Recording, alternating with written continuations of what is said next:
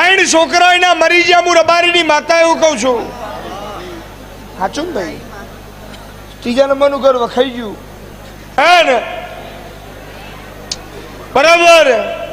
હું પડિયાદના મકોણાની માતા ધૂણતી છું, હું ભીખા નાયણની ચેહર ધૂણતી છું.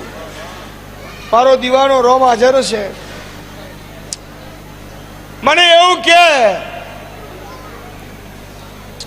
બરાબર એ ગામનો ચોતરો બે રસ્તા પડે. જમણો મારા તારા ઘેર જાય, હું રબારીની ચેહરે એવું કહું છું. એક લાઈનમાં બરોબર હાથ ઘર હાચો ભાઈ, હું નાયણ મેહોણની માતા એવું કહું છું. પેલો બે ઘર છોડી દેવાનો, પછી તારો કુટુંબનો ઘર ચાલુ થઈ. હું પડિયાદના મકોણાની માતા એવું કહું છું.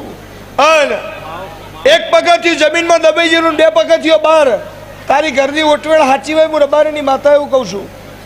બરાબર. એટલી ઊંચી મારો રોમ એવું કે છે.